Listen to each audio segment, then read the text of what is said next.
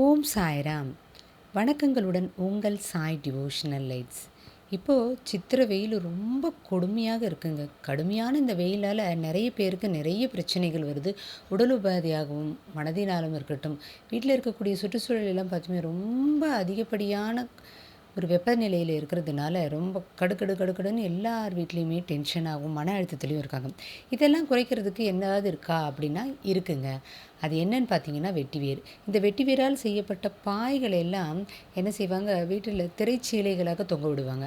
அதில் தண்ணி தொளிச்சு வைக்கும்போது அதிலிருந்து பட்டு வரக்கூடிய காற்றானது ஏசி காற்றை போல் ரொம்ப குளுமையாகவும் இருக்கும். அதே சமயத்தில் நிறைய மருத்துவ குணங்களும் இருக்குங்க. அப்படிப்பட்ட வெட்டிவேரின் மூலமாக பாபா ஒரு பக்தியின் மூலமாக இன்னொரு பக்திக்கு சூட்சுமமான ஒரு குறிப்பு ஒன்று கொடுத்தாருங்க. அந்த சுவாரஸ்யமான ஒரு நிகழ்வு தான் இன்றைய பதிவில் நம்ம பார்க்க போகிறோம். அதுக்கு முன்னாடி இந்த வெற்றி வேரினுடைய மகத்துவங்கள் என்ன, அது எப்படி மக்களுக்கு ஆன்மீக ரீதியாகவும் ஆரோக்கியத்தின் மூலமாகவும் எப்படியெல்லாம் அது பயன்படுது, அது மாத்திரம் இல்லாமல் தாந்திரீகத்தில் கூட இந்த வெட்டி வேர் ரொம்ப முக்கிய பங்கு வகிச்சிருக்குங்க. அதை எப்படி பயன்படுத்தினால் எப்படியெல்லாம் நமக்கு பலன்கள் கிடைக்கும், பயன்கள் கிடைக்கும், அப்படி எல்லா தகவலும் நம்மளுடைய இன்றைய பதிவில் நம்ம பார்க்க போகிறோங்க.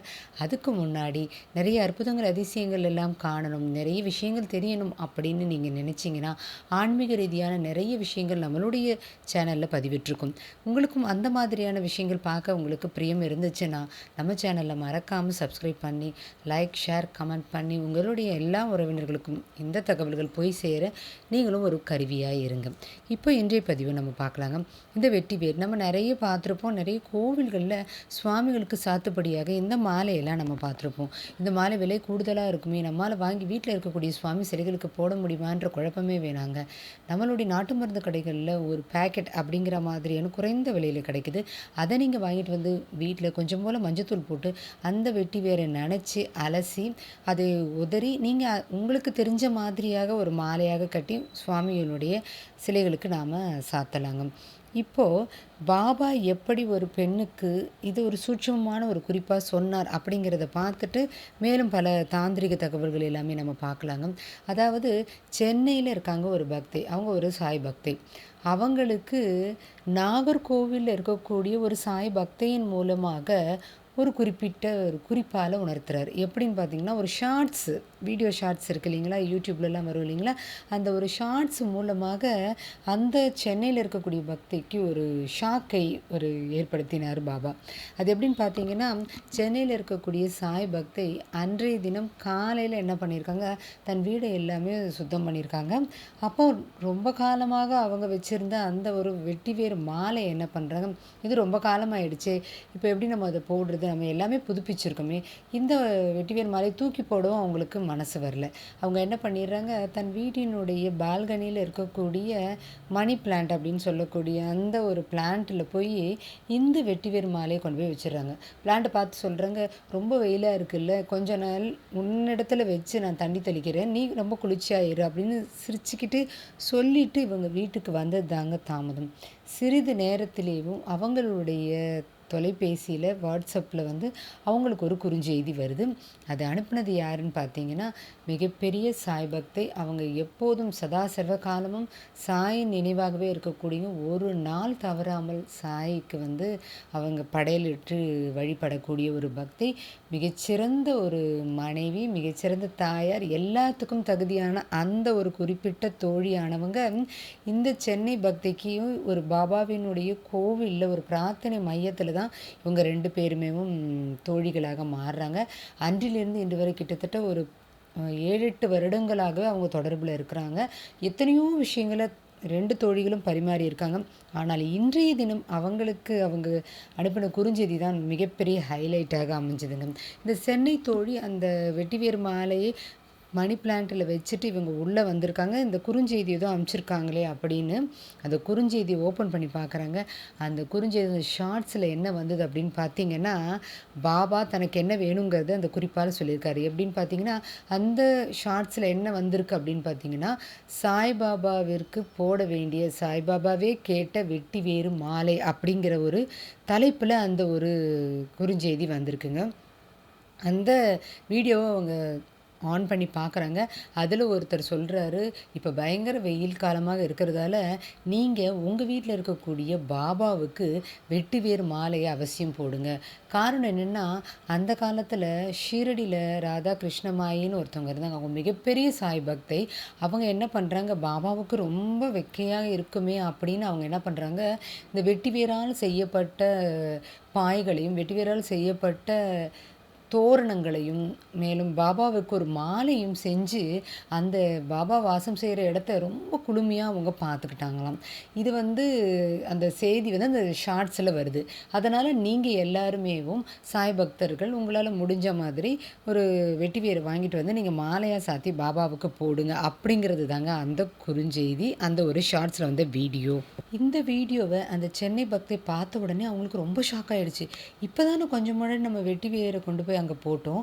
இது என்ன இந்த மாதிரி ஒரு பாபா நம்மகிட்ட கேட்குறாரே! அப்படின்னு சொல்லிட்டு வேகமாக ஓடி போய் அந்த மணி பிளான்ட் மேல இவங்க போட்டு வச்சிருந்த அந்த வெட்டிவேர் மாலைய எடுத்துட்டு வந்து தண்ணீல நனைச்சு உடனே பாபாவுக்கு சூட்டி அவங்க மன்னிப்பு கேட்டாங்க. பாபாவிடத்துல வணங்கியும் நின்னாங்க. உடனே அடுத்து அவங்க என்ன செஞ்சாங்கன்னு பார்த்தீங்கன்னா, அந்த நாகர்கோயில்ல இருக்கக்கூடிய அந்த மகாலட்சுமிங்கிற அந்த ஒரு தோழிக்கு ஃபோன் செய்து கேட்குறாங்க. "என்ன நீங்க இந்த ஷார்ட்ஸ் எனக்கு அனுப்பிச்சிருக்கீங்களே என்னன்னு?" அப்போ அவங்க சொல்றாங்க, "உங்களுக்கு ஏன் அனுப்பிச்சேன்னு எனக்கு தெரிலங்க. நெறைய தோழிகள் எனக்கு இருக்காங்க. இந்த குறிப்பிட்ட ஷார்ட்ஸ் உங்களுக்கு அனுப்பும்படியாக பாபாவினுடைய உத்தரவோ என்னவோ தெரியல. வேற எந்த பக்கமும் நான் அனுப்பல. அது உங்களுக்கு தான் நான் அனுப்பிச்சேன்." அப்படின்னு அந்த தோழி சொல்லும்போது, இந்த சென்னை தோழிக்கு அப்படியே மெய் சிலுத்து போச்சுங்களாம். அப்போ பாபா தனக்கு வேர்க்குது, அதனால எனக்கு வெட்டி வேர் மாலைய நீ போடு அப்படின்னு சொன்ன மாதிரியான ஒரு குறிப்பை பாபா கூறியிருக்காருங்க. அதனால தான் பாபா ஏற்கனவே சொல்லியிருக்காரு. 7 கடலுக்கு அப்பால் இருந்தாலும் தன் பக்தைக்கு இடத்துல தனக்கு தேவையானதும் சரி, பக்தர்களுக்கு தேவையானதும் சரி, பாபா கண்டிப்பாக நிறைவேற்றியே தருவார் அப்படிங்கிற தருணங்கள் எல்லாம் இப்பொழுது நமக்கு நினைவுக்கு வருது இல்லைங்களா? இப்போ வெட்டிவேரினுடைய தாந்திரீக விஷயம் என்ன அப்படிங்கிறத பார்க்கலாங்க. வெட்டிவேரு யார் வீட்லலாம் இருக்கோ, அவங்க வீட்லலாம் வந்து பணத்துக்கு குறைவே இருக்காது அப்படிங்கிற ஒரு குறிப்பையும் சொல்லியிருக்காங்க. என்ன தாந்திரிகமாக என்ன செய்யணும் அப்படின்னு பார்த்தீங்கன்னா, வெள்ளிக்கிழமைகள்ல ஒரு சின்ன செம்பு எடுத்து, அதில ஒரு எலுமிச்சங்கனிய போட்டு சில வெட்டி வேர்களை நீங்க அதில போட்டு வச்சிடணும். ஆனா, அந்த வெட்டி வேரை மட்டும் மாத்தக்கூடாது. வாரம் ஒரு முறை எலுமிச்சங்கனிய மாத்திரம் மாத்திக்கிட்டே வரும்போது, இத நம்மளுடைய பூஜை அறையிலோ அல்லது கல்லா அதாவது தொழில் செய்யக்கூடிய ஸ்தாபனத்தில் இருக்கிறவங்க, தன் கல்லா பெட்டியின் அருகில நீங்க இத வச்சுக்கலாம் அப்படின்னு சொல்றாங்க. இந்த கனிய மட்டும் அந்த எலுமிச்சங்கனிய மட்டும் வார வாரம் மாத்திரணும். அந்த தண்ணிய வந்து நம்மளுடைய வாசப்படியில தெளிச்சுக்கணும் அப்படின்னு சொல்றாங்க. நிறைய கஸ்டமர்களை அது இழுத்து வரும். அதேபோல பணத்துக்கு எந்த ஒரு குறைவும் இருக்காது அப்படிங்கிறது தான் அந்த தாந்திரிக முறைங்க. இன்னொரு விதமாவும் சொன்னாங்க. என்னன்னா, த நெறைய கஸ்டமர்ஸ் வந்துட்டுருக்க ஒரு கடையில திடீர்னு கஸ்டமர்ஸ் வர்றது குறைஞ்சு போச்சு அப்படின்னா, தன் வாடிக்கையாளர்களை மீண்டும் ஈர்ப்பதற்காக ஒரு எலுமிச்சங்கனிய எடுத்து, அதை சுற்றி இந்த வெட்டி வேர வைத்து, வெள்ளை நூல மஞ்சள்ல தோய்ச்சு, அதை கட்டி, அதை ஒரு பந்து மாதிரி ஆக்கி, அதை கொண்டு வந்து தன்னுடைய கடையினுடைய வாசப்படியில கட்டி வைத்தால், நிறைய வாடிக்கையாளர்கள் போன வாடிக்கையாளர்கள் கூட திரும்ப வருவாங்க. இது கண்கூடான உண்மை அப்படின்னு சில கடை உரிமையாளர்களும் நம்மளிடத்துல அத பகிர்ந்திருக்காங்க. இதையும் நம்ம முயற்சி செஞ்சு பார்க்கலாங்க. இப்போ வீட்ல இருக்கக்கூடிய எந்த விக்கிரகமாக இருந்தாலும் நம்ம வெட்டிவேர் மாலையை சூட்டுவது ரொம்ப சிறப்பு. அதுவும் இந்த வெயில் காலத்துல சூட்டுவதன் மூலமாக வீட்டில் இருக்கக்கூடிய நபர்கள் இடத்துல இருக்கக்கூடிய மன அழுத்தம் குறையிறதாக நெறைய பேர் சொல்லியிருக்காங்க. வீட்டின் வாசப்படியில நீங்க வச்சாலும் சரி, வீட்டில் இருக்கக்கூடிய சுவாமி சிலைகளுக்கு நீங்க மாலையாக சூட்டினாலும் சரி, இல்ல பூஜை அறையில ஒரு சின்ன கிண்ணத்துல வெட்டி வேர போட்டு வைத்தாலும் சரி, அது அதனுடைய பலனை நமக்கு நிச்சயம் தர்றது கண்கூடான உண்மைங்க. மேலும் நமக்கு கடன் குடுத்தவங்க கடன் நம்மக்கிட்ட குடுக்கவே மாட்டேங்கிறாங்க. நம்ம போய் கேட்க போனாலே அவங்க தரமாட்டேங்கிறாங்க. அப்படின்ற நபர்கள் என்ன செய்யலாம், தன்னுடைய பாக்கெட்ல சில வெட்டி வேர்கள போட்டுட்டு போய் நம்ம கடன் குடுத்தவங்க கிட்ட போய் கேட்கும்போது, ரொம்ப சீக்கிரத்திலேயே அவங்க தன்னுடைய கடன வந்து அடைச்சிடுறாங்க. அப்படிங்கிற ஒரு கூடுதல் தகவலும் இருக்குங்க. இது மாத்திரம் இல்லாம மண்பானையில சில வெட்டி வேர்கள போட்டு நம்ம குடிக்கும்போது, அதனுடைய நீரினுடைய சுவையும் அதிகமா இருக்கு, வாசனையாவும் இருக்கிறதால நிறைய தண்ணீர் குடிக்கிறதுக்கு ஒரு வாய்ப்பாக அமையும். இந்த வெயில் காலத்துல ஏற்படக்கூடிய நீர் கடுப்பு, காய்ச்சலு, சோம்பலு, தோல் நோயி, மன அழுத்தம் இது எல்லாத்துக்குமேவும் இது ரொம்ப சிறந்த அருமருந்தா இருக்குங்க.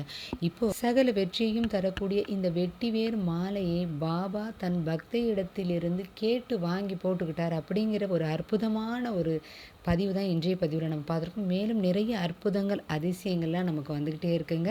இந்த வெட்டிவேரினுடைய மருத்துவ, ஆன்மீக, தாந்திரிக குறிப்பு உங்களுக்கு பிடிச்சிருக்கும்னு நாங்க நம்புறோங்க. நன்றி. மீண்டும் சந்திப்போம். ஓம் சாய்ராம்.